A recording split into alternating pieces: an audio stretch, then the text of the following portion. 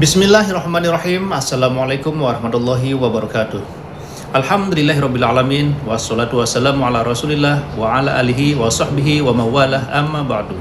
Sahabat beriman yang dirahmati Allah, Alhamdulillah kita bertemu lagi di channel ini. Pada kesempatan yang berbahagia ini, mari sejenak kita luangkan waktu kita untuk bersama-sama menyimak kajian yang akan disampaikan oleh guru kita. Tentunya banyak sekali ilmu, hikmah, dan manfaat yang bisa kita jadikan pelajaran dalam kehidupan kita sehari-hari. Penasaran siapa beliau? Mari kita simak bersama. Selamat mendengarkan. Tidak sabar, lalu mencari jalan pintas. Kesulitan ekonomi, kebetulan istrinya cakep, istrinya disuruh ngojek. Dah lu ngojek aja deh, gua nungguin setoran dah. Suami tapak di rumah.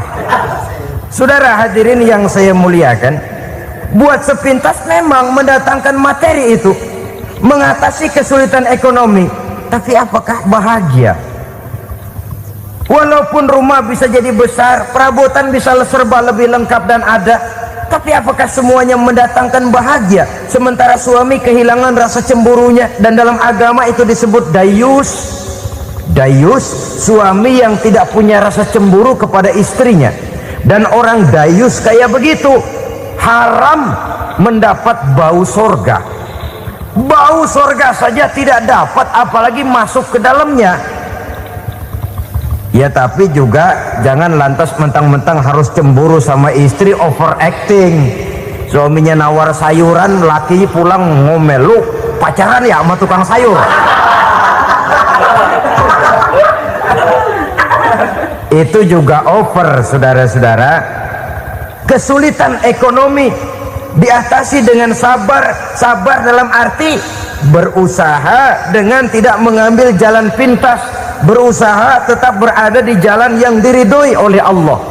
Ini yang jadi problema ini rumah tangga sekarang ini, kesulitan ekonomi, di mana lapangan kerja sulit, di mana persaingan hidup tajam, sedangkan kita hidup ingin seperti orang lain. Kita mudah gelap mata, mudah picik pandangan, mudah sulit pertimbangan, lalu mengambil jalan pintas. Kadang menjual akidah, menjual keimanan. Kebetulan penderingan kering, ada yang nawarin beras 3 liter sama Supermi 2 bungkus. Hari Minggu diajak ke gereja mau. Itu iman kena beras 3 liter telap.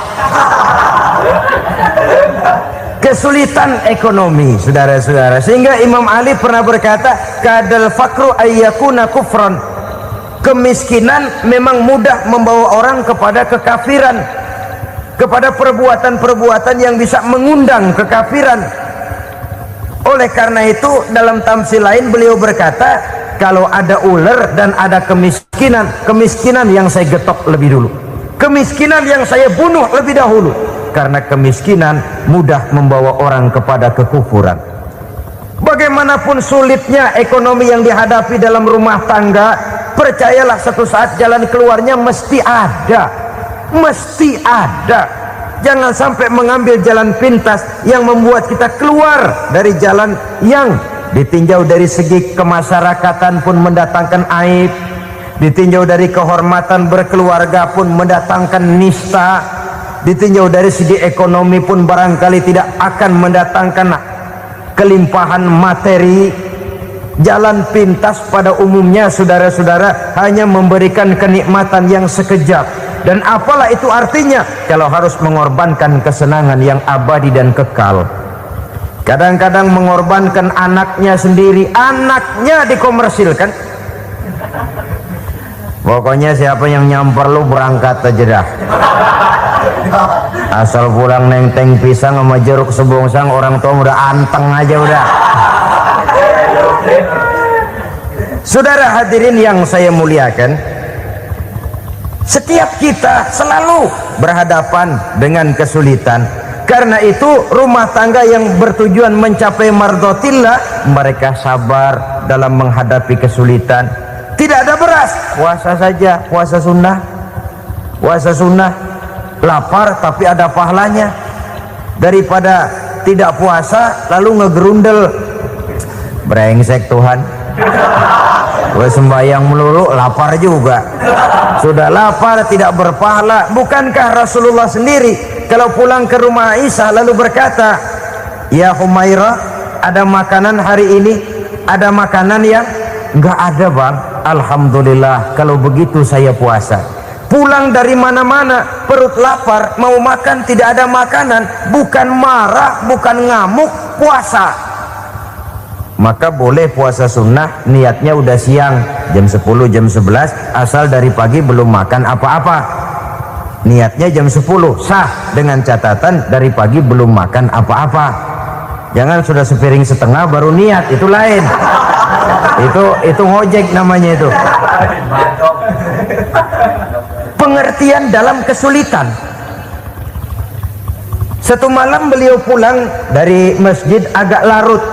Habis ngajar banyak yang bertanya, ketuk pintu, Assalamualaikum, Assalamualaikum. 3 kali beliau memberi salam, tidak ada jawaban, tidak dibukakan pintu. Rupanya istri beliau lelah bekerja di waktu siang, tidurnya pules benar. Marah ke Rasul? Tidak, beliau gelar sorban, tidur di depan pintu. Asraful anbiya wal mursalin ini, Rasul termulia ini, karena menghargai istrinya, tidur di depan pintu. Sampai Aisyah bangun sepertiga malam, terkejut buka pintu, suaminya ada di depan pintu. Beliau bangunkan.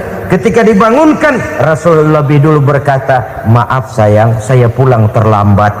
Sudah nggak dibukain pintu, tidur di depan, dibangunin, beliau duluan yang minta maaf. Pengertian. Kalau emosi, memang nggak dibukain pintu, tidur di depan, begitu dibukain yang enak kita tunjuk jidatnya.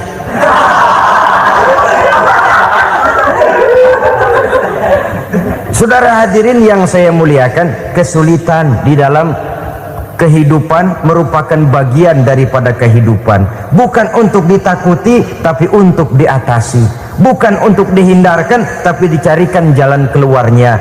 Hadapilah kesulitan dengan baik sangka kepada Allah, dengan lapang dada dan dengan tetap bersabar menghadapinya. Kenapa? Karena tujuan kita mendirikan rumah tangga, mencapai ridho Allah.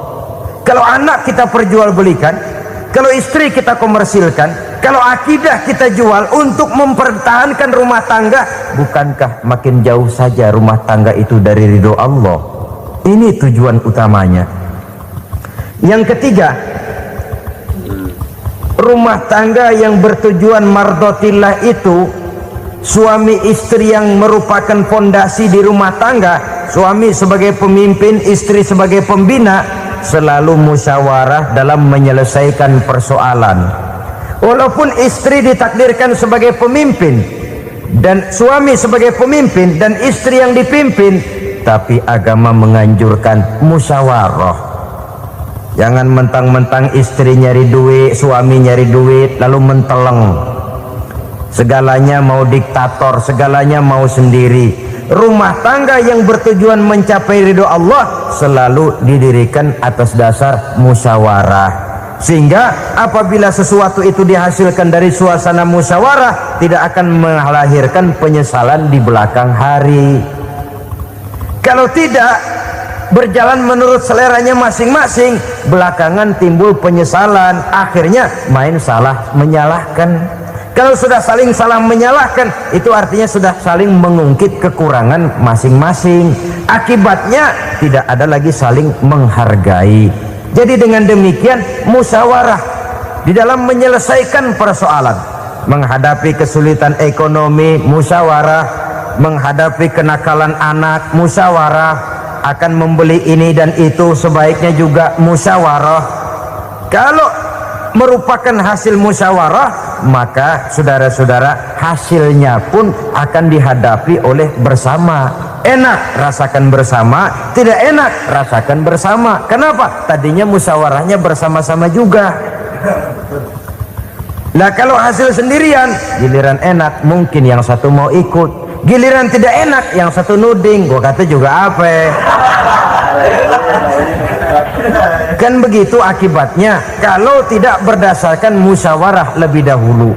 Maka insya Allah hasil musyawarah ini setidaknya tidak akan mendatangkan sesalan di belakang hari nantinya. Saudara-saudara kaum muslimin rahimakumullah, ciri yang keempat, sepasang suami istri yang bertujuan mencapai ridho Allah dalam upaya mencapai rumah tangga bahagia itu tawakal apabila mempunyai rencana. Tawakal berserah diri kepada Allah, bukan berserah diri dalam artian mutlak yang mengarah kepada fatalism atau predestination. Kita sering mengartikan tawakal secara salah. Belum apa-apa sudah menyerahkan diri kepada Allah. Memang semuanya terjadi menurut maunya Allah dah, nggak usah ngapa-ngapain, bagaimana Tuhan aja dah. Lapar juga nggak usah makan, kalau takdirnya kenyang pan kenyang. Ya udah lapar terus kita. Makan dulu, perkara nanti kenyang apa tidak itu baru tawakal. Kalau sakit ke dokter, soal sembuh atau tidak baru tawakal. Artinya usaha itu ada. Setelah suami berusaha, istri berusaha, selebihnya tawakal. Apa perlunya tawakal? Apabila berhasil tidak lupa daratan, apabila berhasil tidak lupa diri, apabila gagal tidak putus asa. Sehingga dengan demikian dari tawakal ini lahirlah pondasi yang kokoh membina rumah tangga yang bahagia dalam upaya mencapai keridhaan daripada Allah Subhanahu wa taala. Apapun yang kita laksanakan di rumah tangga, tujuan intinya tetap untuk mencapai keridhaan Allah. Beli kendaraan untuk mencapai ridho Allah, lalu dipakai ngaji, dipakai ke masjid dan sebagainya. Beli peralatan rumah tangga untuk mencapai ridho Allah. Mendidik anak untuk mencapai ridho Allah, membantu keluarga untuk mencapai ridho Allah, dan begitu selanjutnya. Tawakal apabila mempunyai rencana. Kemudian cirinya yang kelima, suami istri yang bertujuan mencapai ridho Allah selalu mempererat silaturahmi. Sebab seperti sudah saya sampaikan pada pertemuan terdahulu, dalam berumah tangga itu ada orang tua, ada mertua. Itu cuma perbedaan istilah, tapi hakikatnya adalah sama. Jangan karena perbedaan istilah lalu menyebabkan kita berbeda sikap. Kalau sudah berbeda sikap, tentu akan melahirkan perasaan yang tidak simpatik. Sebaiknya suami istri kalau sudah berumah tangga, jadikanlah orang tua tempat cerita yang enak saja. Yang tidak enak telan berdua, yang pahit rasakan berdua, kesusahan dan kesulitan atasi berdua. Giliran enak ngomong sama orang tua, giliran senang cerita sama mertua. Sekarang kan kita balik, kalau lagi senang duitnya banyak, anteng di rumah, kalem aja. Tapi lalu waktu susah, Pak, waktu susah, Ma, cerita kepada orang tuanya, cerita kepada mertuanya. Lalu kapan kita mau menyenangkan orang tua? Sudahlah mereka susah mendidik kita di waktu kecil, membesarkan kita, melakukan segala macam pengorbanan, demi setelah kita berumah tangga, kesulitan rumah tangga kita tumpahkan juga kepada mereka. Pererat silaturahmi dan usahakan agar seluruh keluarga hanya menjadi tempat kita cerita yang enak-enak saja. Istilah sehari-harinya, kalau di rumah kita makan sama sayur bayam, keluar rumah diem, malah seluitan. Tetangga tanya, lu makan kayaknya enak banget apa sih? Daging ayam.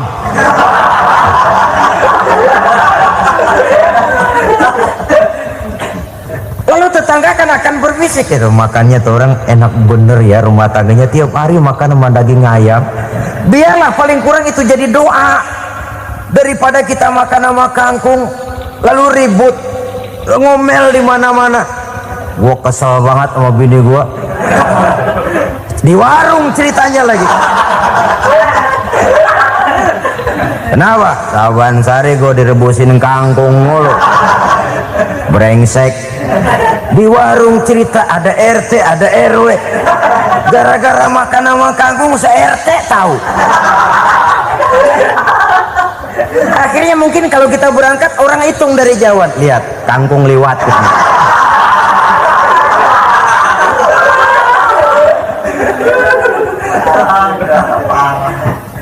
bisa menjaga yang disebut security informasi, rahasia rumah tangga.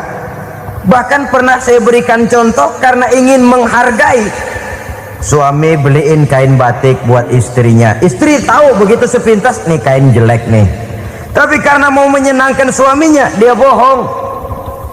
Bagaimana bu, kain yang bapak beliin? Aduh bagus bener pak, bagus sekali itu kain. Warnanya pak emang yang model begitu tuh. Tetangga kita mana ada yang pakai kain begitu pak? Ya emang nggak ada, jelek. Menghargai. Sebab kalau waktu itu si istri jujur, yang timbul sakit hati suami. Bagaimana bu, kain yang saya beliin? Goblok lo. Kain begitu dibeliin di pasar juga banyak 1.400, campur odol lagi. Sudahlah, suami punya niat baik, sampai rumah digoblok-goblokin, tidak ada lagi rasa saling menghargainya. Begitu pentingnya mempererat silaturahmi ini, sampai Nabi berpesan, isnani la yanzurullahu ilaihima yaumal qiyamah, qati'ur rahim wa jarus su'. Ada dua golongan manusia yang di akhirat nanti tidak akan dilihat oleh Allah, tidak akan diopeni oleh Allah, didiemin aja. Siapa mereka? Pertama, orang yang suka memutuskan silaturahmi.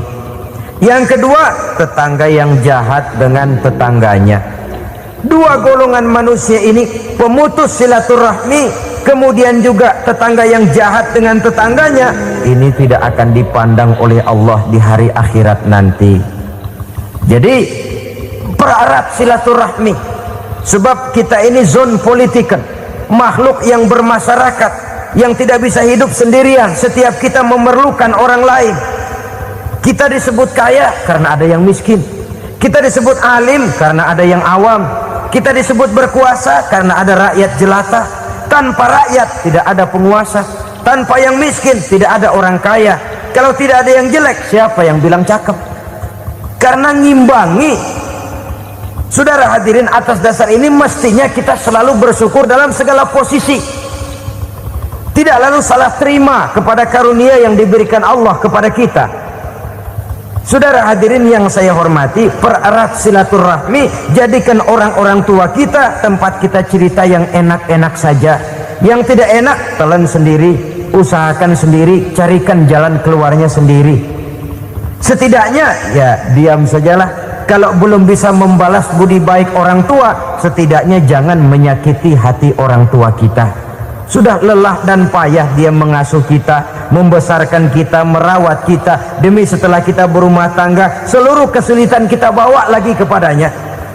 Karena itu buat para istri juga ini perhatian, kalau dimarahi suami jangan cepat-cepat pulang ke rumah orang tuanya. Nggak boleh diomelin dikit, main buntal aja. Gua pulang dah, pulang. Sampai sana cerita habis-habisan, dikucek kejelekan suaminya. Nanti 2-3 hari balik aja lagi, kan nggak lucu jadinya. Saudara hadirin, begitu juga suami mencaci maki habis istrinya, 2-3 hari baik aja lagi.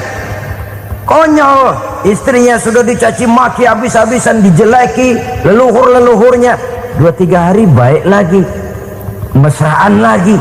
Kata bininya dalam hati, gua lu jelekin juga, lu pakai juga, payah.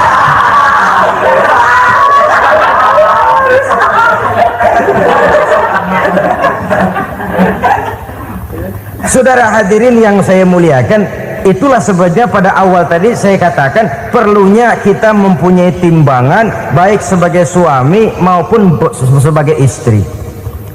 Nah, dari mempererat silaturahmi ini akan terjalin rasa kekeluargaan. Maka tradisi arisan keluarga itu bagus sesungguhnya untuk mempererat silaturahmi. Cuma celakanya bukan silaturahmi yang jadi tujuan, arisannya itu yang jadi tujuan. Akibatnya apa? Kalau belum narik mah semangat banget datang dah. Begitu udah narik aja udahan. Itu celakanya. Akhirnya silaturahminya jadi nomor 2, arisan semata-mata yang menjadi tujuan. Sesungguhnya itu bagus untuk mempererat silaturahmi. Karena kalau kita dengan kita sesama saudara sudah tidak saling mau mengenal, bagaimana dengan anak-anak kita, bagaimana dengan cucu-cucu kita, 2-3 generasi yang akan datang tentu akan lebih saling tidak mengenal lagi. Baiklah ya, yang keenam, suami istri yang bertujuan untuk mencapai keridhaan Allah itu selalu berusaha tolong menolong di dalam kebajikan. Sebab Allah pesankan itu di dalam Al-Maidah ayat 6, wa ta'awanu 'alal birri wat taqwa wa la ta'awanu 'alal itsmi wal 'udwan. Bertolong-tolonganlah kamu di dalam kebaikan, di dalam bertakwa kepada Allah. Jangan bertolong-tolongan di dalam maksiat, di dalam dosa, dan di dalam usaha yang menimbulkan permusuhan. Kalau suami marah kepada seseorang, istri jangan ngipasin. Oh bang, yang begitu mah dibayain tuman. Bu, udah habisin aja dah. Anak-anaknya marahin sekalian. Ngipasin. Istri kesel sama tetangganya, suami ngipasin. Emang tuh tetangga kita, hahu. Habis orang dikipasin. Ta'awanu 'alal birri wat taqwa, bertolong-tolonganlah di dalam kebaikan. Istri malas ngaji, suami mendorong, memberikan sugesti. Suami malas berusaha, istri memberikan sugesti. Saling tolong menolong di dalam kebaikan dan takwa, dan jangan tolong menolong dalam dosa dan permusuhan. Kata suami, bu, daripada kita melarat terus hidup, kita piara tuyul yuk. Kata istrinya, nah ini sudah menyimpang bang. Bersabarlah, bagaimanapun insya Allah kita tidak akan mati kelaparan. Piara tuyul itu nanti jadi pindah akidah, merusak iman, berteman dengan setan. Apalah artinya kekayaan dan kesenangan sebentar kalau harus mengorbankan kekayaan dan kesenangan yang abadi. Ini sudah alal ismi wal udwan, sesuatu yang mengandung dosa. Saudara hadirin yang saya hormati, kemudian yang keenam, berbaik sangka. Baik suami maupun istri sama-sama saling berbaik sangka. Suami melepas istri, istri melepas suami dengan hati yang ikhlas. Suami meninggalkan istri di rumah dengan jiwa yang bersih dan rasa yang aman. Ada rasa baik sangka, dan ini modal dasar. Kalau sudah dilandasi oleh buruk sangka, tentu yang lahir nanti adalah perasaan-perasaan yang tidak baik. Akibatnya sangat tidak menguntungkan. Inilah beberapa ciri dari rumah tangga yang didirikan atas dasar mardhatillah, mencapai keridhaan dari Allah. Nanti akan menyusul tujuan berikutnya, diantaranya mendapat keturunan, diantaranya lagi mendatangkan gairah untuk lebih berusaha mencari rezeki karena sudah merasa punya tanggung jawab berupa anak dan istri. Mempererat silaturahmi itu cuma tujuan-tujuan sekundernya saja. Tujuan primernya kita melakukan suatu nikah untuk mencapai keridhaan dari Allah Subhanahu wa taala. Silakan punya istri cantik, kaya, tapi tujuan utamanya kita membina rumah tangga untuk mencapai ridho dari Allah. Karena itu dasarnya mawaddatan warahmah. Jangan cuma cinta tapi juga kasih sayang. Cinta, kecenderungan kepada jasmani akan berakhir, tapi kasih sayang, kecenderungan kepada rohani, makin tua malah makin erat, makin tua malah makin mesra. Sehingga kadang kita menampak kakek-kakek dan nenek-nenek lagunya kayak pengantin baru. Apa cinta-cintaan? Tidak. Bagaimana kakek-kakek sama nenek-nenek harus bilang I love you? Yang masih ada itu waktu itu mawaddah, kasih dan sayang. Itu yang akan kekal, itu yang akan abadi. Tanpa materi orang sulit untuk bahagia, tapi materi semata bukan jaminan orang untuk bahagia. Nah, ciri yang terakhir dari rumah tangga yang bertujuan mencapai ridho Allah, sinar agama kelihatan di dalamnya. Baik suami maupun istri sama-sama orang yang taat melaksanakan ajaran agama. Saudara, mudah-mudahan walaupun singkat dapat menjadi sumbangan moral dalam kita mewujudkan rumah tangga yang bahagia menurut contoh yang diberikan oleh Rasulullah Sallallahu Alaihi Wasallam. Terima kasih atas perhatian saudara. Mohon maaf atas segala kekurangan. usikum wa nafsi bitaqwallah. Wassalamualaikum warahmatullahi wabarakatuh.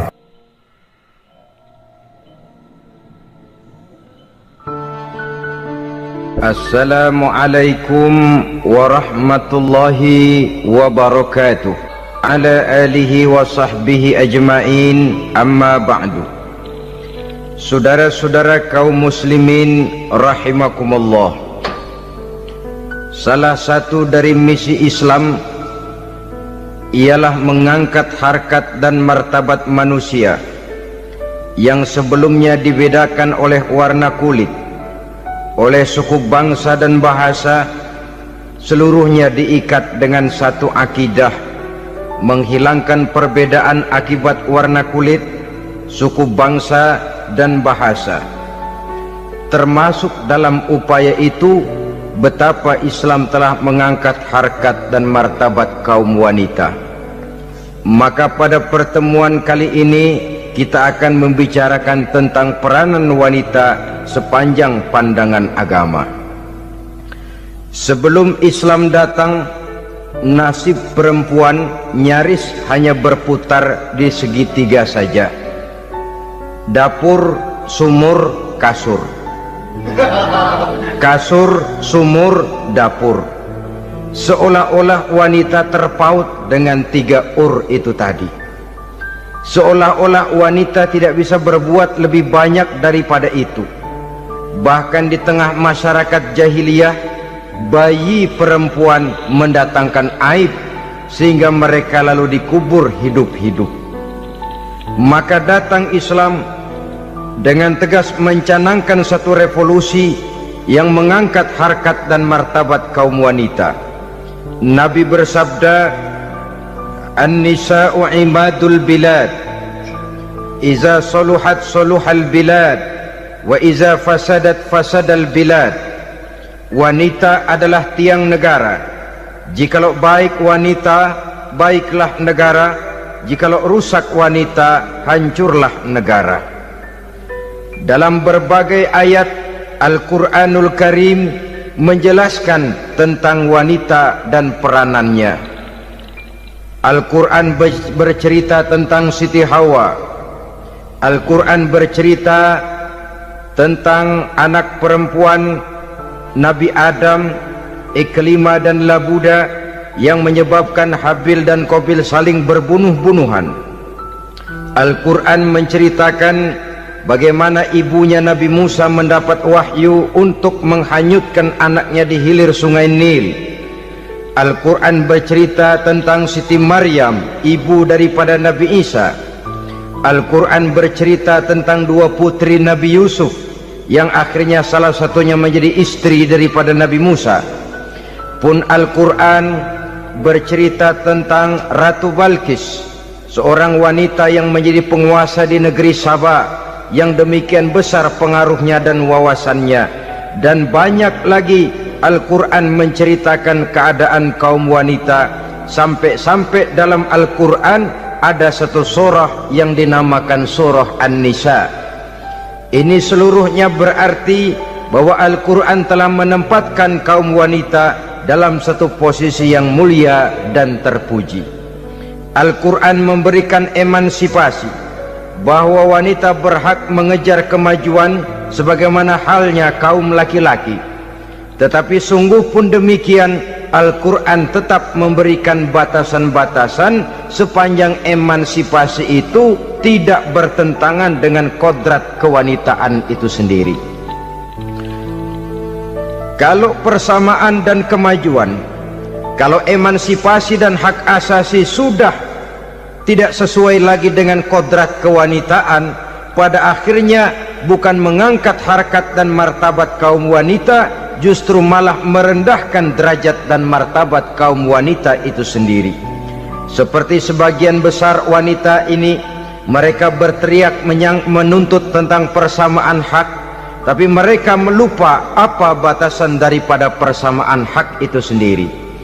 Sesungguhnya Islam dengan segala konsepsinya yang mengangkat martabat kaum wanita itu memberikan keleluasaan kepada kaum wanita untuk maju bersama laki-laki sepanjang tidak menginjak-injak kodrat kewanitaan itu sendiri.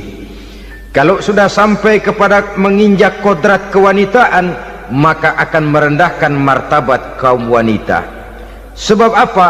Secara fisik dan psikis agaknya memang laki-laki sudah ditakdirkan oleh Allah untuk menjadi pembimbing bagi kaum wanita. Walaupun tidak tertutup kemungkinan wanita tampil sebagai pemimpin, tetapi dari segi fisik biologis misalnya, laki-laki itu diciptakan kekar, kuat untuk memikul dan melaksanakan tugas-tugas yang berat.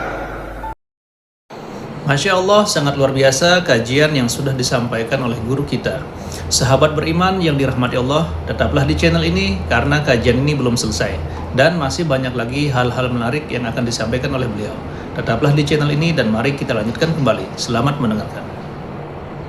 Sedangkan perempuan pada umumnya adalah lembut, ayu, lemot, denok, geboy, dan lain sebagainya. Maka kalau kita baca sejarah, Allah itu belum pernah mengutus rasul perempuan. Semua rasul laki-laki. Sebab apa? Secara fisik biologis tugas kerasulan lebih dimungkinkan oleh seorang laki-laki. Tugas rasul itu berat. Kadang-kadang perang, dicaci maki, berhadapan dengan ujung tombak, ujung pedang dan lain sebagainya. Makanya seluruh rasul laki-laki, dan Allah belum pernah mengutus rasul perempuan. Dari segi lain, perempuan itu banyak terhalang untuk melaksanakan ajaran agama. Misalnya 1 minggu dalam sebulan perempuan itu terkena cuti khusus, mengalami masa menstruasi, tidak sholat, tidak puasa, tidak melaksanakan ajaran agama yang tidak dibolehkan pada saat menstruasi itu. Kalau ada rasul perempuan, lalu saat malaikat akan menyampaikan wahyu, kebetulan rasulnya sedang wah, itu bisa balik lagi malaikat Jibril ke langit itu. Mau turun nyampein wahyu, balik lagi ke atas, ditegur, kenapa balik lagi Jibril? Rasulnya lagi head.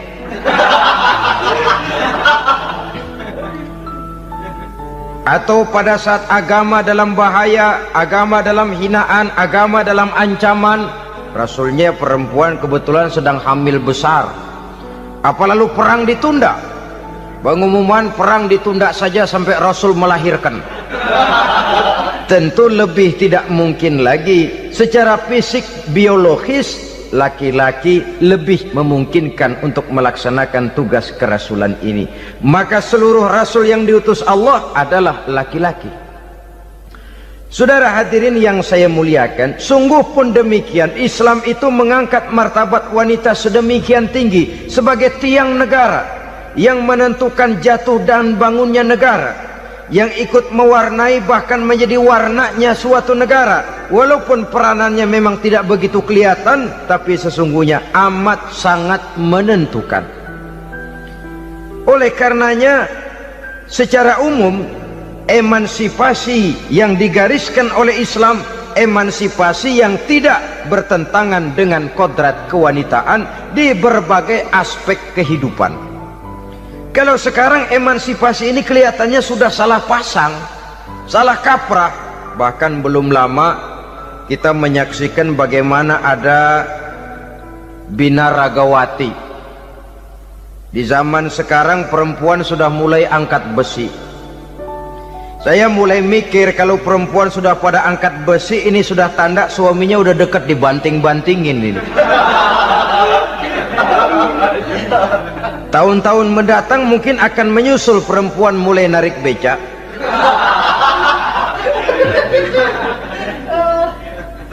Nampaknya kan sudah tidak lagi mengindahkan kodratnya sebagai wanita. Ada olahraga yang hanya pantas dikerjakan oleh laki-laki. Oleh karena itu pada kesempatan ini kita akan mencoba melihat peranan wanita dari berbagai dimensinya. Yang pertama, peranan wanita sebagai istri. adalah Rasul memilih istri pertamanya Sayyidatuna Khadijah radhiyallahu anha. Kalau pilihan utama beliau pertama kali nikah dengan Siti Khadijah, jelas itu pilihannya bukan karena kecantikan. Kenapa? Beliau nikahi Siti Khadijah dalam usia 40 tahun Khadijah dan 25 tahun Rasul. Statusnya janda pula. Kalau beliau seorang pemburu kembang, pemburu bunga, kenapa mesti nikah dengan janda berumur 40 tahun? Sedangkan beliau waktu itu masih berumur 25 tahun.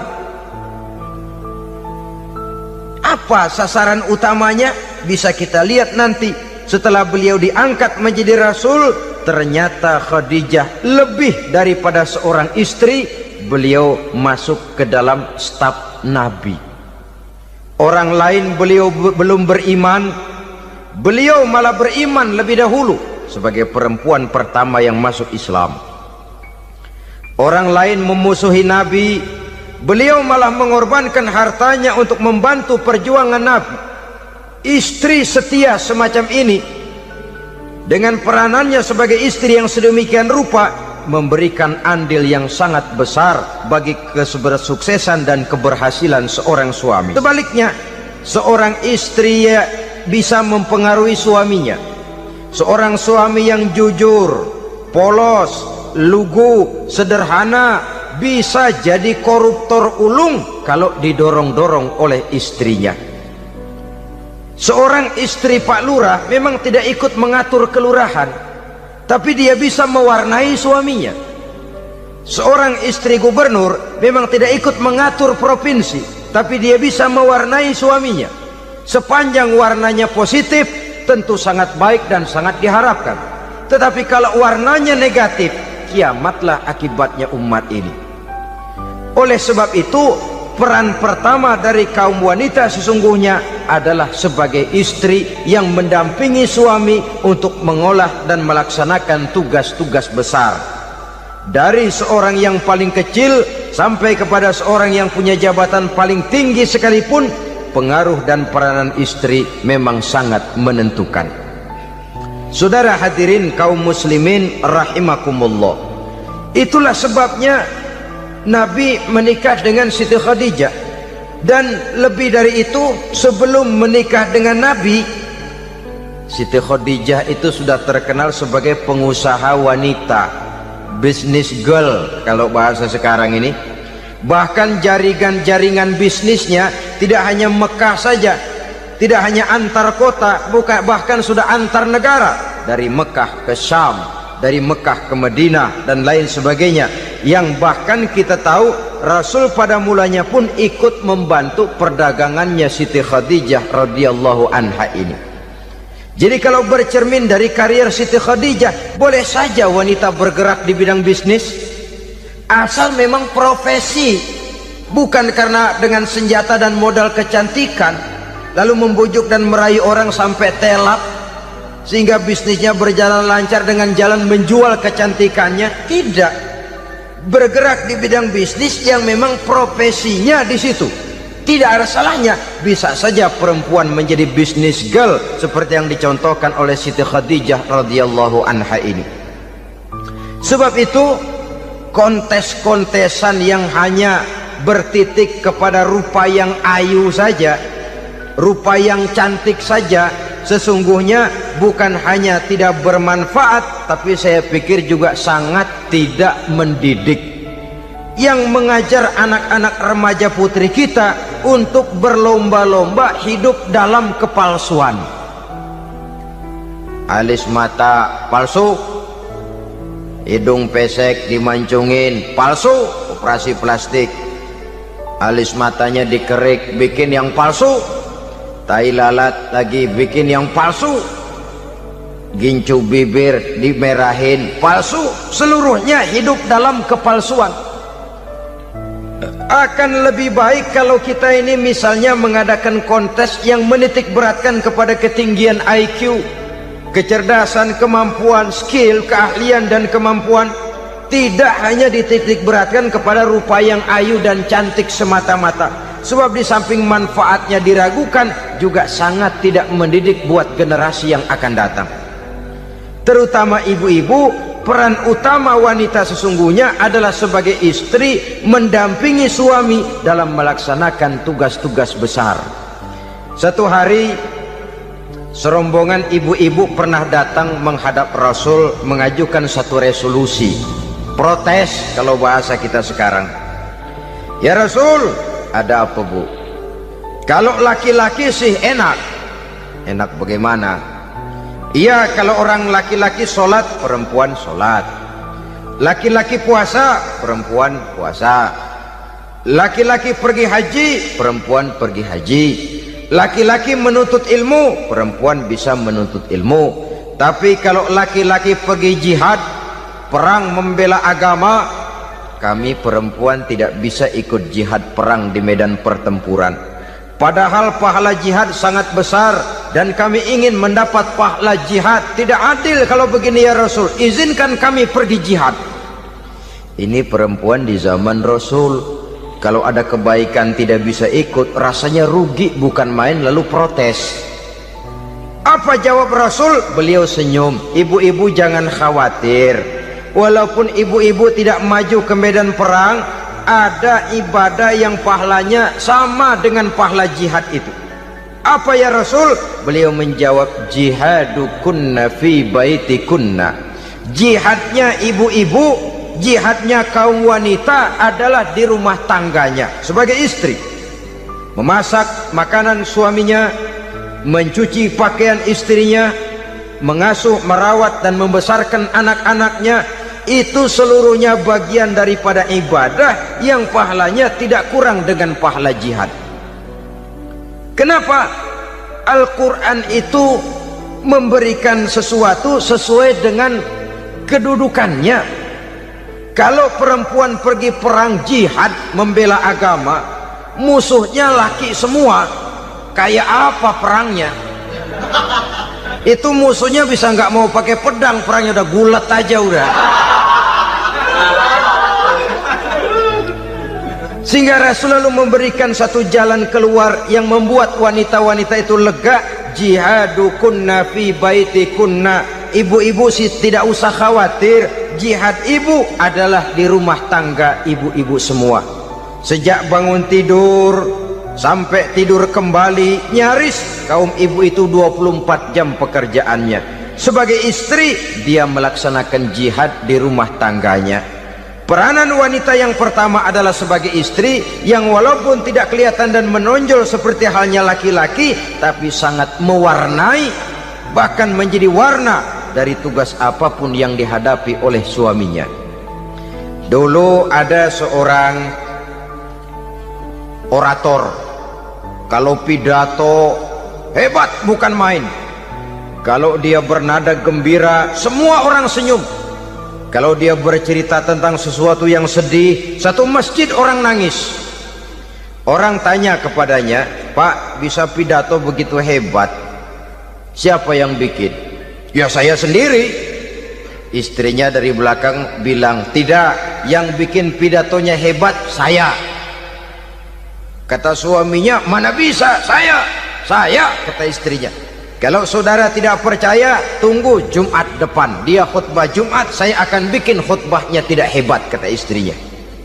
Sudah hari Rebo, siap-siap mau bikin konsep khutbah, baru mau nulis, datang istrinya, Bang, tolong pegangin anak, saya mau ke warung. Mau bikin konsep lagi, kata istrinya, Bang, tolong ini, tolong itu, tolong ini. Sampai mau berangkat khutbah Jumat, khutbah belum selesai dibikin. Begitu naik mimbar, kehabisan bahan. Sudah 10 menit masih ama ba'du. Ini yang dengar heran, ini orang kok bicaranya bisa cuma amat sama badu saja. Di situ kelihatan saudara-saudara betapa peran serta istri yang walaupun tidak kelihatan oleh pandangan mata yang zahir, tapi teramat sangat menentukan. Sekali lagi, tidak ada seorang suami bisa sukses jadi apapun dia tanpa peran serta istrinya di rumah. Tidak ada kemajuan yang bisa diperoleh kalau tidak karena peran serta istrinya di rumah. Tidak ada kesuksesan yang bisa diraih tanpa keikutsertaan daripada istrinya di rumah. Walaupun suaminya yang dikenal orang, suaminya yang dipuji orang, suaminya yang disanjung orang, bagian besar tetaplah saham dan andil daripada istrinya yang di rumah itu. Ini makna an-nisa imadul bilad. Wanita adalah tiang negara. Jikalau baik wanita, baik negara. Jikalau rusak wanita, hancur negara. Karena wanita, negeri Sabah menjadi terkenal tentram, aman, wawasan politiknya luas. Seorang semacam Cleopatra bisa menaklukkan Julius Caesar. Dan begitu selanjutnya. Banyak cerita-cerita betapa wanita yang berperan di belakang layar ini bahkan bisa menggoyangkan negara. Bahkan yang paling dekat saja contoh dengan kita, Senator Gary Hart. Saudara masih dengar tentu itu, betapa harus terpaksa mengundurkan diri dari pencalonan presiden Amerika karena kasusnya dengan Donna Rice itu, dengan hostess itu. Betapa di sini seorang perempuan atau seorang wanita sanggup membongkar seseorang yang punya masa depan ceria untuk menuju kursi kepresidenan dari suatu negara adidaya seperti Amerika, bisa gagal berantakan karena skandalnya itu. Apa penyebabnya? Wanita. Tapi wanita juga bisa menyebabkan menjadi cambuk majunya laki-laki. Wanita juga bisa menghancurkan dan mengubur laki-laki. Saudara hadirin yang saya muliakan, ia memang kelihatannya makhluk yang lemah, tapi di balik kelemahannya itu sesungguhnya dia bisa menelan laki-laki yang bagaimanapun besarnya. Saudara-saudara kaum muslimin rahimakumullah, terutama ibu-ibu yang saya hormati, jadi peranan yang pertama wanita sebagai seorang istri. Yang kedua, wanita sebagai ibu. Ini juga sangat besar pengaruhnya dalam membentuk generasi masa yang akan datang. Bapak, oleh karena kesibukan tugasnya, tentu lebih banyak di luar rumah. Yang nyaris 24 jam di rumah itu ibu. Bagaimana dia merawat anaknya, bagaimana dia menaruh perhatian terhadap anaknya, bagaimana ia melimpahkan kasih sayang kepada anak-anaknya, akan membentuk kepribadian anak dan artinya membentuk generasi yang akan datang. Kalau seorang ibu sudah cuek-cuek saja kepada anaknya, padahal Quran mengatakan al-jannatu tahta aqdamil ummahat, surga di bawah telapak kaki ibu. Hadis ini bisa kita artikan macam-macam. Pertama, anak tidak akan mendapat kebahagiaan tanpa ridho daripada ibunya. Kedua, ibu adalah wanita agung yang harus ditaati. Ketiga, neraka atau surga anak bergantung kepada ibu, bagaimana dia mewarnai anak. Kalau ibunya cuek-cuek saja sama anaknya, dan sering jadi contoh klasik, kalau anak ayamnya beduk maghrib belum pulang, satu RT dicariin, hansip diundang, kalau perlu dan ramil dilaporin. Tapi kalau anak gadisnya jam 12 tengah malam belum pulang, ibu tenang saja Pak. Tidak tergerak dan tidak tertarik hatinya. Ya tentu tidak semua. Kalau sudah begitu, bukankah hakikatnya ibu sudah menciptakan neraka buat anaknya sendiri? Khalil Gibran dalam satu tamsil yang indah pernah mengatakan, kalau kita diberikan sebutir mutiara, sebutir intan, dan intan itu sebutirnya sebesar telur ayam, benda yang sangat langka dan berharga, tentu kita sayang intan atau mutiara itu. Kita jaga baik-baik, kita simpan dalam kotak, kotaknya kita kunci, kotak itu kita simpan di dalam lemari, lemarinya kita kunci lagi, lemarinya ada di dalam kamar, kamarnya pakai pintu, pintunya kita kunci lagi, kamar itu ada dalam rumah, rumahnya pakai pintu, dikunci lagi. kemudian rumahnya pakai pintu gerbang besar, gerbangnya digembok lagi untuk menjaga intan itu jangan sampai hilang. Begitu usaha kita berlapis-lapis, dan intan itu sudah diberikan kepada kita, kata Khalil Gibran. Apa dia? Anak-anak yang diamanahkan Allah kepada kita. Itu intan-intan mahal, itu mutiara-mutiara pilihan yang dititipkan dan diamanahkan untuk kita jaga sebaik-baiknya. Haruskah dia sia-sia di tangan kita? Haruskah dia merana jatuh di tangan ibu yang tidak punya tanggung jawab? Saudara hadirin yang saya muliakan, oleh karenanya peranan sebagai ibu ini sangat menentukan bagi pembentukan generasi yang akan datang. Salah ibu mengarahkan anak, akan lahir generasi mendatang yang tidak kita harapkan. Sehingga Nabi bersabda, kullu mauludin yuladu 'alal fitrah fa abawaihi yuhawwidanihi aw yunassiranihi aw yumajjisanihi. Setiap bayi dilahirkan dalam keadaan suci, setiap bayi dilahirkan dalam keadaan bersih, tidak punya dosa. Islam tidak mengenal dosa warisan. Semua saja bayi lahir dalam keadaan suci dan bersih. Kalau demikian lalu bagaimana? Kata Nabi, ibu bapaknya lah yang kelak akan menjadikan anak itu sebagai Yahudi, yang kelak menjadikan itu anak itu sebagai Nasrani, atau menjadikan anak itu sebagai Majusi. Ibu bapaknya yang mewarnai anak. Ibaratnya anak itu kertas putih, mau ditulis tinta hijau warnanya hijau, mau ditulis tinta merah warnanya merah, mau ditulis tinta hitam pun warnanya hitam. Oleh karena itu pembentukan anak yang soleh secara mental sesungguhnya sudah diwarnai oleh kebiasaan ibu bapak dalam pergaulan di rumah tangganya secara mental. Sehingga dengan demikian saudara-saudara, salah kaprah ibu dalam mengarahkan anak-anaknya akan melahirkan generasi penerus yang sungguh-sungguh tidak kita harapkan, dan pada gilirannya akan membahayakan perkembangan bangsa dan negara, membahayakan kita sebagai suatu umat. Apalagi sekarang ini masih banyak orang-orang muslim, orang-orang tua muslim yang kadang-kadang menyekolahkan anaknya di sekolah yang membahayakan akidahnya, mematikan imannya, menghancurkan tauhidnya. Pokoknya asal bonafid keluar sekolah ada jaminan lapangan kerja, perkara anak mau kafir mau murtad bukan urusan. Alangkah ironi dan sangat menyedihkan. Saudara-saudara yang saya hormati, jadi dari segi kaum wanita peranan ibu sangat besar. Dari segi anak, ketaatan kepada ibu, doa restu ibu akan membawa kepada kebahagiaan hidup. Doa ibu mustajabah, kutukan ibu manjur. Beberapa hikayat dan riwayat menjadi contoh dan tamsil buat kita betapa tidak ada satu kebahagiaan di dunia ini yang bisa ditegakkan tanpa doa restu daripada ibu. Pantas kalau dalam Al-Quran ada ummul kitab, ibunya atau induknya kitab. Tiap negara punya ibu kota, bapak kota tidak ada.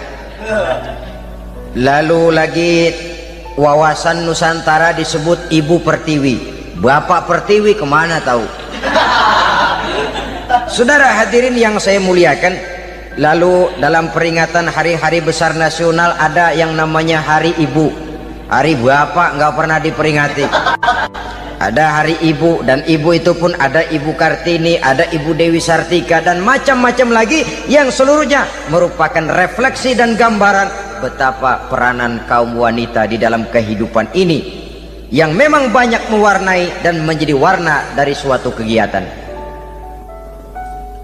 Saudara-saudara kaum muslimin rahimakumullah, apabila yang pertama tadi kita melihat peranan kaum wanita sebagai istri, betapa ia berpengaruh besar dalam ikut menunjang keberhasilan dan kesuksesan suaminya.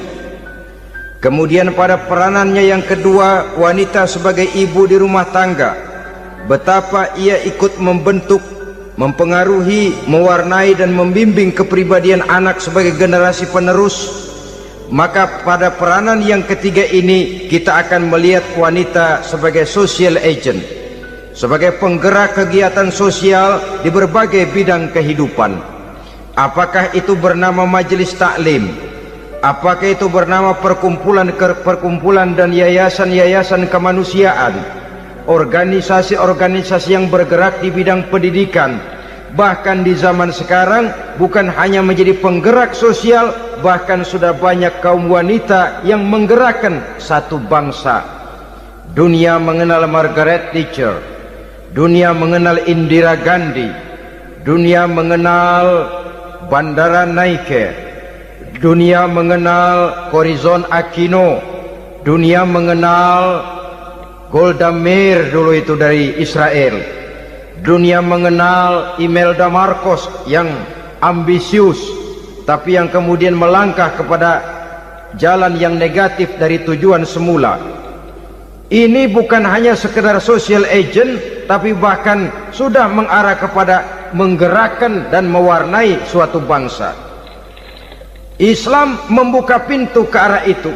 Wanita duduk dan berfungsi sebagai social agent, mengurus berbagai macam perkumpulan yang bertujuan kepada kebajikan, menyantuni yatim piatu, memelihara kesehatan, menyayangi binatang, memelihara kelestarian lingkungan dan lain sebagainya. Islam membukakan pintu sepanjang peranan sebagai istri dan sebagai ibu tidak diabaikan. Ini sebab yang utama, salah seorang perempuan, kaum wanita, kalau terlalu aktif berorganisasi, terlalu aktif bermasyarakat, terlalu aktif dalam berbagai macam perkumpulan, lalu melupakan tugas utamanya sebagai istri dari suaminya, sebagai ibu dari anak-anaknya. Ibu asik rapat sana rapat sini, anak tidak pernah diajak rapat, akhirnya si anak bikin perkumpulan sendiri, rapat menurut versi mereka, sehingga akibatnya yang timbul anak merasa kurang diperhatikan oleh ibunya. Ngaji bagus, tapi kalau sepanjang hari ngaji saja, suami pulang mau makan tidak ada makanan, mau berganti pakaian belum lagi ditriska pakaiannya, tentu ini melupakan fungsi yang utama. Kegiatan sosial, kegiatan di organisasi adalah jadwal kegiatan setelah fungsi sebagai istri dari suami, sebagai ibu dari anak-anak dilaksanakan dengan sebaik-baiknya. Bukan tidak baik ngaji, kalau dari ngaji ke ngaji saja, bangun tidur ngaji, jam 7 ngaji, berangkat jam 11, sholat zuhur berangkat ngaji lagi, pulang sore, malam ngaji lagi. Suami tidak terurus, anak-anak pun terbengkalai, rusaklah rumah tangga. Dan bukankah satu bangsa terdiri dari satu tatanan masyarakat, dan tatanan masyarakat yang paling kecil bernama keluarga? Keluarga merupakan unit dari masyarakat, unit yang terkecil, dan keluarga terdiri dari pribadi-pribadi yang merupakan bapak, ibu, dan anak-anak. Sehingga masyarakat bangsa yang baik terdiri dari masyarakat yang baik, masyarakat yang baik tersusun dari keluarga-keluarga yang baik, dan keluarga yang baik akan muncul dari pribadi dan individu yang baik. Pribadi dan individu yang baik yang sadar mana kewajiban yang primer, mana kewajiban yang sekunder. Sebagai social agent, dia lalu mawas diri dengan tetap mempertimbangkan kodrat kewanitaannya itu tadi. Saya ikut prihatin kalau ada perempuan main sepak bola, dan saya yakin betul kalau perempuan main sepak bola, yang nonton pasti bukan nonton bola. Ya mungkin bola juga, tapi bola yang mana itu wallahu a'lam. Ya dicari olahraga yang sesuai dengan kodrat kewanitaan begitu. Dicarilah olahraga yang sesuai dengan kodrat kewanitaan. Sepak bola sudah maju, ya belakangan saya katakan tadi muncul lagi wanita angkat besi. Belakangan bisa kita bayangkan wanita main tinju. Babak belur sudah kalau sudah begitu. Kemajuan dengan melupakan kodrat kewanitaan akan menyengsarakan kaum wanita itu sendiri. Silahkan maju menjadi social agent, menjadi penggerak di masyarakat. Para istri Rasul bisa kita jadikan satu figur. Siti Khadijah, figur sebagai istri pendamping yang setia. Dikala suaminya bingung, ia tampil memberikan pandangan. Dikala suaminya bingung, ia memberikan tanggapan. Dikala suaminya dimusuhi orang, ia menampakkan kesetiaannya. Kau tidak sendiri bang, aku di sisimu. Dikala jiwanya gelisah ketika pertama kali menerima wahyu berhadapan dengan malaikat Jibril, Khadijah yang menghibur. Kalla ma yukhzikallahu abada. Tidak apa-apa bang, Allah tidak akan menyusahkan kau untuk selamanya. Tenang sajalah, tenang. Abang orang baik-baik, Allah tidak akan menyengsarakan abang. Peran sebagai istri. Dan Rasul mantap, sehingga bertahun setelah Khadijah wafat selalu terkenang dan dikenang oleh Rasul. Pernah satu saat beliau itu seperti orang melamun. Aisyah tanya, kok seperti ngelamun bang? Iya, kata Rasul, saya seperti mendengar suara terompahnya Khadijah di surga. Padahal Khadijah sudah lama wafat. Aisyah mendengar itu rada sedikit manyun. Kata Aisyah, bang, cukup sekali ini saja, jangan sebut-sebut lagi nama itu ya. Cemburu rupanya. Ya soal cemburu sih nggak bini Nabi, nggak bini kita, namanya cemburu. Perempuan mesti ada. Apa jawab Rasul? Ya Humairah, Aisyah, haruskah saya melupakan seseorang yang dikala orang lain memusuhi saya, dia mati-matian membela saya? Kamu orang Islam bukan? Bukan. Pantas. Kenapa saya salah? Dia bilang. Ya jelas salah. Salahnya di mana? Kamu ini manusia. Kalau hidup cuma dari tangan ke mulut, saya bilang kambing di kampung saya juga begitu pikirannya, Ner. Itu kambing di kampung saya, asal perutnya kenyang sudah hidup dia. Perkara besok bagaimana, lusa prospeknya macam mana, bulan depan ada apa, kambing nggak pernah mikir. Di kampung saya kambing juga pikirannya begitu. Kamu Kristen ya? Tadinya. Loh kok tadinya, lalu apa sekarang kamu ini? Dia bilang sekarang saya netral. Saya tidak beragama, tapi saya percaya kepada Tuhan sebagai pencipta alam. Assalamualaikum warahmatullahi wabarakatuh. Waalaikumsalam warahmatullahi wabarakatuh. Alhamdulillah, wassalatu wassalamu ala sayyidina Rasulillah, sayyidina wa maulana Muhammad ibn Abdullah wa ala alihi wa sahbihi wa mawala, la hawla wa la quwwata illa billah, amma ba'du. Bapak-bapak, ibu-ibu, saudara-saudara kaum muslimin rahimakumullah. Di dalam kehidupan kita sebagai seorang muslim, minimal 5 kali dalam sehari semalam kita mendengar seruan untuk mendirikan solat yang disebut azan.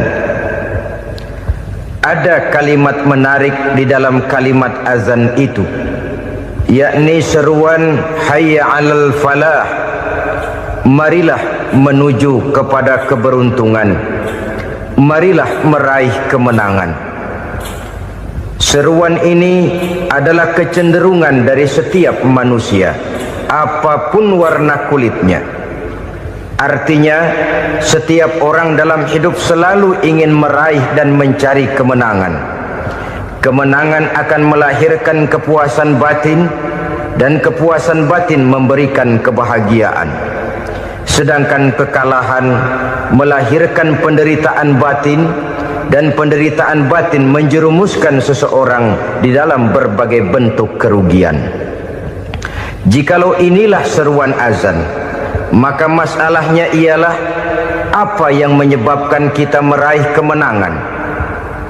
Al-Quranul Karim memberikan tuntunan dan ajaran kepada kita bahwa orang-orang yang memperoleh kemenangan itu tidak lain adalah orang-orang yang bertakwa. Hanyalah mereka yang bertakwa kepada Allah Subhanahu wa ta'ala pada akhirnya akan tampil sebagai pemenang. Lalu siapa orang yang bertakwa itu? Dijelaskan dalam awal-awal Al-Baqarah, orang yang bertakwa yang akan meraih kemenangan. Pertama, alladzina yu'minuna bil ghaib, yaitu orang-orang yang beriman kepada yang gaib, percaya bahwa ada alam yang gaib, alam yang abstrak, alam yang tidak bisa dijangkau oleh salah satu daripada panca indera kita. Mereka percaya dan beriman kepada adanya malaikat, beriman kepada adanya iblis dan jin, beriman kepada adanya alam kubur, beriman kepada adanya alam mahsyar, beriman kepada adanya alam akhirat, beriman kepada adanya surga dan neraka. Beriman bukan cuma sekedar beriman dalam ucapan bibir saja, tetapi beriman yang nilai iman itu mampu mewarnai gerak dan gaya hidupnya. Iman yang meresap sampai ke tulang sumsum, kemudian memberikan dampak positif di dalam kehidupan manusia. Alam, kita tahu, adalah sesuatu yang selain Allah, dan Allah bukanlah alam. Apapun namanya selain daripada Allah, itu adalah alam. Alam pada hakikatnya terbagi menjadi dua. Ada alam syahadah, alam nyata, alam konkret, alam yang bisa dijangkau oleh salah satu indera kita. Kemudian ada alam ghaib, alam yang tidak bisa dijangkau oleh panca indera kita, alam metafisika, alam abstrak, alam yang wajib kita imani keberadaannya.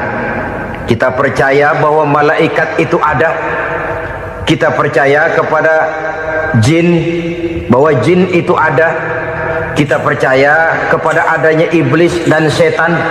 Bukan percaya kepada iblis dan setannya, percaya bahwa iblis dan setan itu ada. Itu termasuk salah satu daripada sifat orang yang bertakwa kepada Allah. Saudara-saudara kaum muslimin rahimakumullah, kecenderungan pembangunan yang lebih bersifat materialistis biasanya menggeser aspek kehidupan rohani. Orang berpikir empiri, dan dalam pola pikir yang demikian maka alam gaib tidak lagi mendapat perhatian. Aspek kehidupan yang bersifat rohaniah malah mulai ditinggalkan. Akibatnya terjadilah kepincangan di dalam kehidupan kita.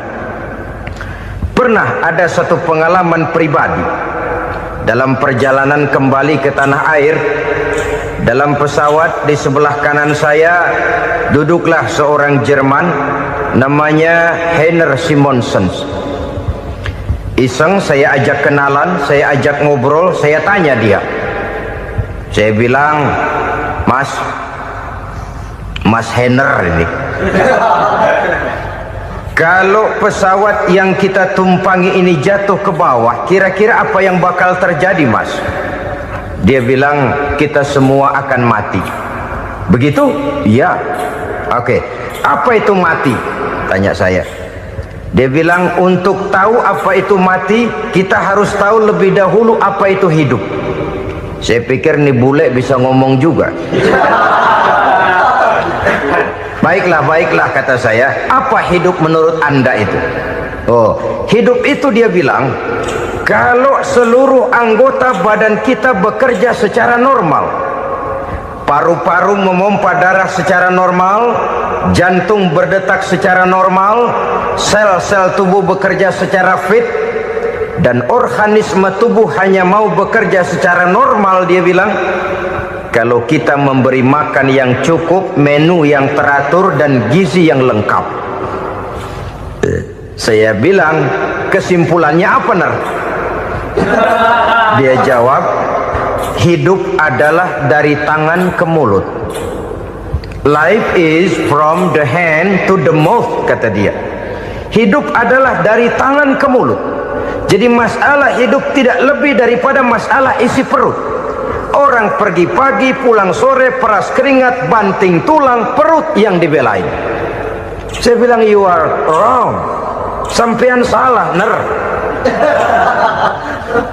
Kamu orang Islam bukan? Bukan. Pantas. Kenapa saya salah? Dia bilang. Ya jelas salah. Salahnya di mana? Kamu ini manusia. Kalau hidup cuma dari tangan ke mulut, saya bilang kambing di kampung saya juga begitu pikirannya, Ner. Itu kambing di kampung saya, asal perutnya kenyang sudah hidup dia. Perkara besok bagaimana, lusa prospeknya macam mana, bulan depan ada apa, kambing nggak pernah mikir.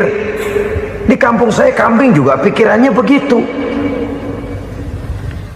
Kamu Kristen ya? Tadinya. Loh kok tadinya, lalu apa sekarang kamu ini? Dia bilang sekarang saya netral. Saya tidak beragama, tapi saya percaya kepada Tuhan sebagai pencipta alam. Saya ingat benar dia bilang, I haven't any religious, but I believe to God as the creator of the world. Kenapa bisa netral begitu, Ner? Habis saya bingung katanya. Islam bilang Islam baik, Kristen bilang Kristen baik, Hindu Buddha bilang Hindu Buddha baik, semua agama baik. Saya netral sekalian, nggak beragama. Yang penting saya percaya kepada Tuhan. Saya bilang, Ner, kamu ini kayak orang mau beli celana, lalu bingung. Yang satu bilang Levi's bagus, yang satu bilang Blue Jean hebat, yang satu bilang Wool England hebat. Celana ini hebat, celana itu bagus, celana ini hebat. Semua celana bagus, kamu bingung. Akhirnya netral, tidak pakai celana. Itu juga salah. Saya pikir-pikir, kemudian saya melihat bahwa dua pola berpikir Henner ini nampaknya sudah mulai menggejala di lingkungan masyarakat bangsa kita.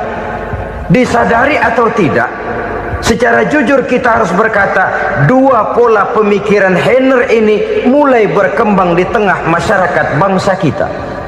Pertama, pola pikir materialisme. Hidup adalah dari tangan ke mulut. Masalah hidup tidak lebih masalah isi perut. Itu yang perlu dibela, dan disitulah arti kehidupan. Pergi pagi, pulang sore, peras keringat, banting tulang untuk mempertahankan perut. Kalau sudah kemari cara orang berpikir, maka buat apa percaya kepada yang gaib? Untuk apa sholat? Untuk apa puasa? Untuk apa zakat? Untuk apa menghadiri majelis taklim? Tanpa kepercayaan kepada yang gaib, hidup berjalan menurut alur empiris dan materialis. Kalau sudah ke sana cara orang berpikir, biasanya orang lalu cenderung menghalalkan segala cara. Hanyalah orang yang percaya bahwa akhirat ada. Hanyalah orang yang percaya bahwa alam kubur itu ada. Hanyalah orang yang percaya bahwa malaikat itu ada, hidupnya akan lebih terarah dan terkendali. Karena kepercayaan kepada yang gaib, yang merupakan fase daripada kehidupan setelah hidup yang sekarang ini, mewarnai gerak pribadi seseorang di dalam dia melakukan kegiatan hidupnya. Pola berpikir materialisme, disadari atau tidak, mulai menggejala di lingkungan masyarakat bangsa kita. Hidup tidak lebih dari urusan tangan ke mulut, mulut ke tangan, tangan ke mulut. Asal perut sudah kenyang, hiduplah sudah. Perkara bagaimana prospek hari yang akan datang, bagaimana akhirat, tidak jadi persoalan. Ini yang oleh Nabi diperingatkan, ad-dunya sijnul mu'min wa jannatul kafir. Dunia adalah penjara bagi orang beriman dan surga bagi orang kafir. Dulu di zaman Belanda hadis ini pernah disalah tafsirkan, disalah artikan, digunakan sebagai senjata untuk mengkebiri dan membuat impoten umat Islam. Sudahlah umat Islam gak usah macam-macam, kata Belanda. Dunia ini kan penjara buat orang Islam, surga buat orang kafir. Di penjara jangan bertingkah.